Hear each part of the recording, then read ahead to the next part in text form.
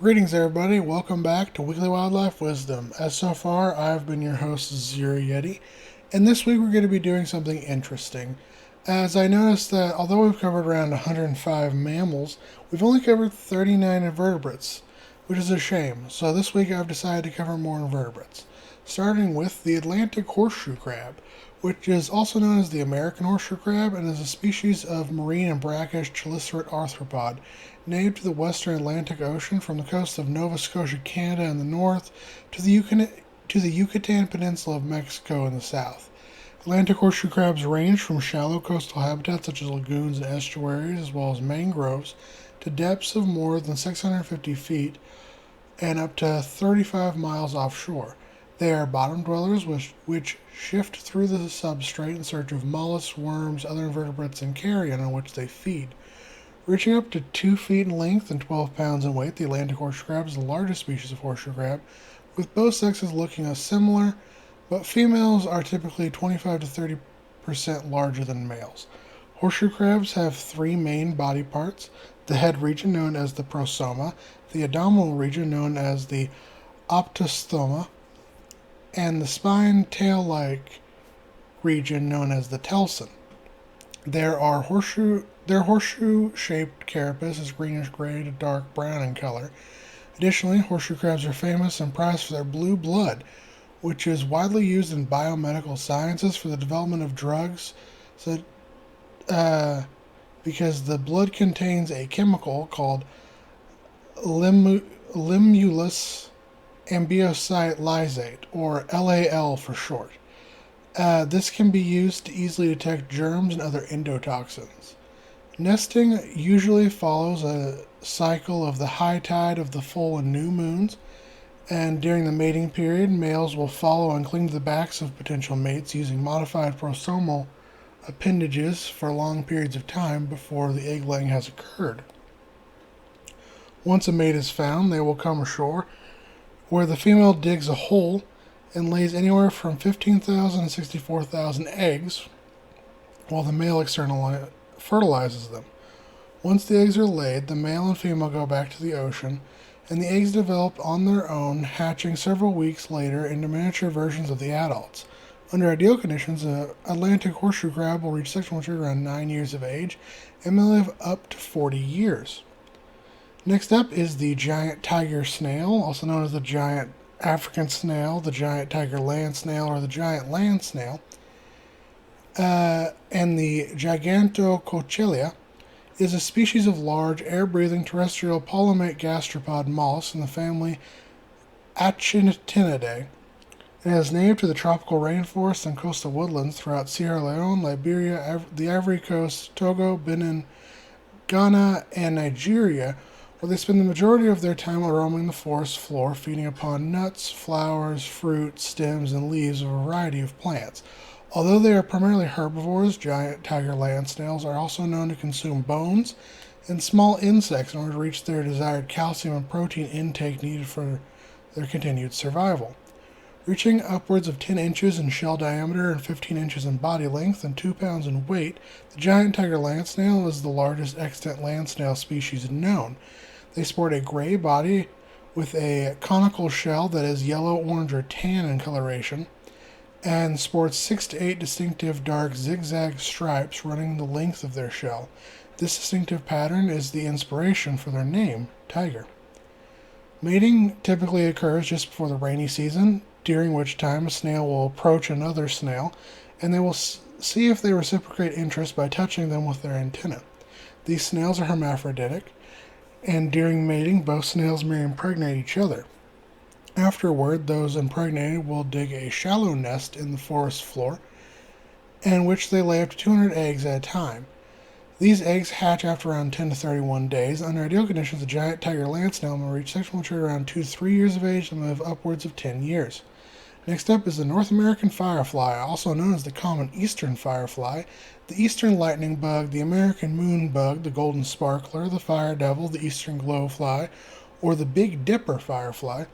It is a species of flying bioluminescent beetle with a light organ on the ventral side of its abdomen. It is the most common species of firefly in North America, ranging throughout the United States, southern Canada, and northern Mexico, from the eastern seaboard to the Rocky Mountains. Here they inhabit grasslands, forests, croplands, and even parks within cities, typically near bodies of water such as ponds, rivers, and streams. Both the adult and larvae of the North American firefly are carnivorous, typically feeding upon smaller insects, earthworms, and snails. When feeding, they inject a mild poison to immobilize and liquefy their prey, enabling the firefly to easily suck up their meal. North American fireflies are themselves eaten by birds, frogs, toads, lizards, spiders, and other insects, especially the femme fatale lightning bug, which lures in male North American fireflies by mimicking the signal of a female of their species. Averaging around 10 to 14 millimeters long, as adults they sport a dark brown exoskeleton with a rounded head cover outlined in yellow and accented with 2 orange spots. They also have 2 pairs of wings, with the first pair being a dark brown outline in yellow, and the second being clear. The last segment of the abdomen is the section that lights up, flashing a bright yellow-green color. Mating occurs throughout the summer and in early fall, during which time females wait on the ground or in trees for passing males to flash their signal, and then answer with their own specific signal. It is this communication that allows the two to find each other and mate, after which time a female generally lays around 500 eggs on damp soil. Firefly eggs also emit a slight glow and hatch after around 4 weeks into flightless larvae commonly known as glowworms. The larvae live 1 to 2 years and begin seen glowing in damp soil near streams. After passing through the larval stage, the developing firefly moves into chambers in the moist soil and then pupates. While pupating, it undergoes metamorphosis, emerging from the pupa as an adult. As an adult, North American fireflies typically live around 30 days. Next up is the common starfish, also known as the common sea star, the red sea star, or the sugar starfish. It is a species of sea star which is native to the northeastern Atlantic Ocean from the coast of Norway and Sweden in the north, throughout the North Sea, around the coast of Britain, Ireland, Scotland, France, Spain, and Portugal, and southwards along the coast of Africa to Senegal. It is also known from the western Atlantic, where it occurs between Labrador and Florida, as well as in the Gulf of Mexico. It is capable of surviving in brackish water and prefers to live in rocky and gravelly substrates where it feeds upon mollusks, polychaete worms, barnacles, other echinoderms, and carrion. The common starfish typically average around 4 to 12 inches in diameter, but are known to grow up to 20 inches in diameter under ideal conditions.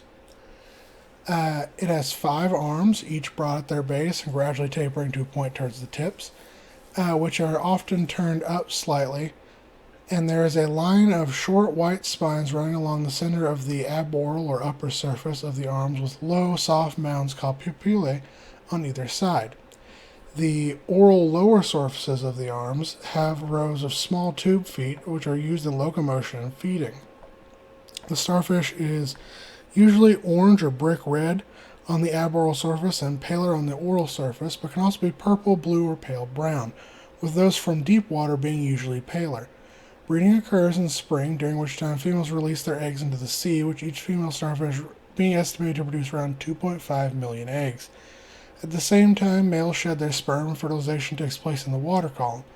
Larvae are planktonic and drift for around 87 days before settling onto the seabed, undergoing metamorphosis into juveniles. Under ideal conditions, the common starfish live up to 8 years.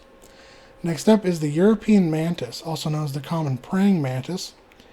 It is a large hemimetabolic insect in the family Mantidae, which can be found throughout Europe, Asia, and Africa, as well as North America, where it is considered introduced. Their common name of praying mantis is derived from the animal's distinctive hunting posture, in which they hold their first pair of legs in a way that resembles traditional praying pose. European mantids are carnivorous ambush predators which feed upon other insects, primarily grasshoppers, crickets, beetles, cockroaches, and smaller mantids. Reaching 7 to 9 centimeters in length, females are usually larger and heavier than males, which reach 5 to 7 centimeters. Both males and females sport elongated bodies with 2 pairs of wings, a mobile triangular head with large compound eyes above a set of smaller simple eyes, and 2 pairs of long, thin legs. Their most striking feature is their first pair of raptorial legs, which are highly modified for efficient capture and restraint of fast-moving and flying prey. Depending on the specific environment, a European mantis may be various shades of green, brown, yellow, or black in coloration. Because female mantids typically eat smaller males if given the chance, in order to mate, males must approach stealthily from behind, freezing as soon as the female turns her head or even moves. Mantids are very good at detecting moving structures, but are almost unable to see immobile objects. Using the stop-and-go tactic, male stalks closer to the female. This can often take several hours. Once a male is close enough to the female, he opens his wings and jumps on the female's back. Upon landing, he latches on with his raptorial legs and locks their genitals together. After mating for 4 to 5 hours, the male then lets go of the female and drops to the ground, immediately sprinting away to avoid being eaten, while the female tries to grab a hold and eat him. 11 days after mating, the mother will deposit 100 to 200 eggs along branches or grass bundles sometime in September or October, but the eggs overwinter, and the larvae do not hatch till the following spring and become adults after undergoing 7 to 8 molts. Under ideal conditions, a European mantis may live as long as 2 years.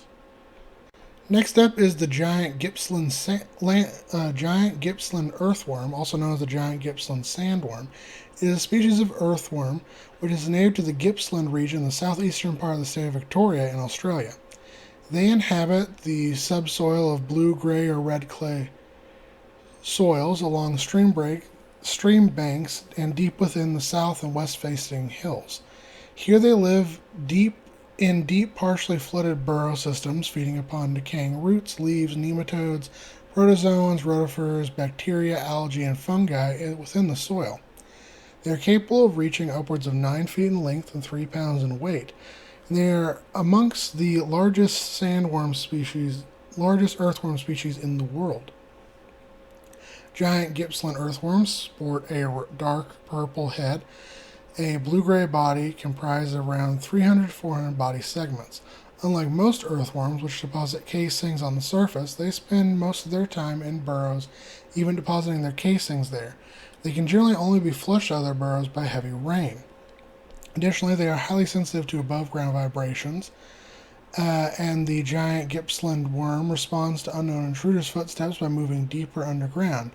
And despite being very sluggish when on the surface, they are capable of burrowing quite rapidly. Because of their enormous size, these sudden movements produce audible squelching noises that can be heard on the surface. Mating occurs once a year during the warmer months deep underground. A hermaphroditic species, both worms will line up beside each other before swapping sperm from their spermacathe chambers and fertilizing each other's egg cocoons. Each giant Gippsland earthworm will produce only 1 egg cocoon per year. When ready, it lays its egg case within a specific constructed chamber within its own underground burrow system. Within a year, the egg cage hatches. At a foot long at birth, these animals grow at a rate around half a foot per year, and under ideal conditions may live upwards of 10 years. And our extinct animal of the week is Anomalocaris, which is an extinct genus of Radiodont, an order of early diverging stem group arthropods which lived during the Cambrian period, around 521 to 497 million years ago. Anomalocaris has been misidentified several times over its history, in part due to its makeup of being a mixture of mineralized and unmineralized body parts. The mouth and frontal appendages are considerably more hard and more easily fossilized than the rest of the delicate body. The Anomalocaris fossils were first collected in 1886 and 1888 by Richard G. McConnell of the Geological Survey of Canada. These specimens were described and named in 1892 by paleontologist Joseph Frederick Whiteaves, and specimens are now known to represent isolated frontal appendages. But Whiteaves interpreted them as the abdomens of phylocarid crustaceans. Noting its unusual anatomy for the abdomen of a crustacean, Whiteaves gave it the name Anomalocaris, meaning unlike other shrimps. In 1928, Danish paleontologist Kai Hinrichsen recognized that Tuzoa, a Burgess shale arthropod, which was only known from a carapace, represented the missing front half of Anomalocaris. In 1966, the Geological Survey of Canada began a comprehensive revision of the Burgess shale fossil record led by Harry B. Whittington. And in the process of the revision, Whittington and his students, Simon Conway Morris and Derek Briggs, would establish the true nature of Anomalocaris and its relatives formally in 1985.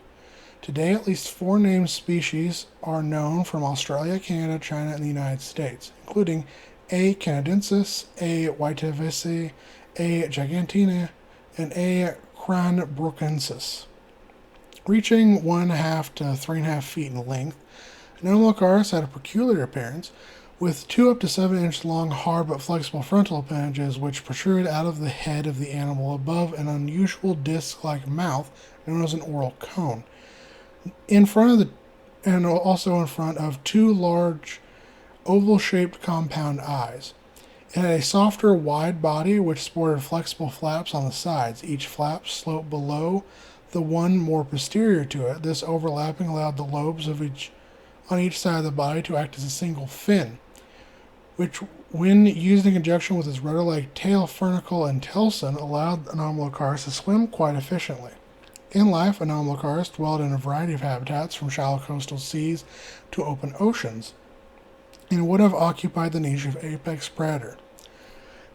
However, the idea that Anomalocaris fed on hard-bodied animals such as trilobites has been questioned. Its relatively weak radiodonted mouthparts may not have been able to handle strong mineralized exoskeletons. Instead, Anomalocaris may have fed primarily upon jellyfish, worms, and other soft-bodied creatures. Another possibility is that Anomalocaris fed by grabbing one end of their prey with its oral cone and then using its frontal appendages to twist and rock the other end of the animal, causing the prey's exoskeleton to rupture and allow the predator to access its innards. This behavior may have provided an evolutionary pressure for trilobites to roll up and avoid being flexed until they snapped. As always, take care to my guys, gals, and non-binary pals. Have a good day.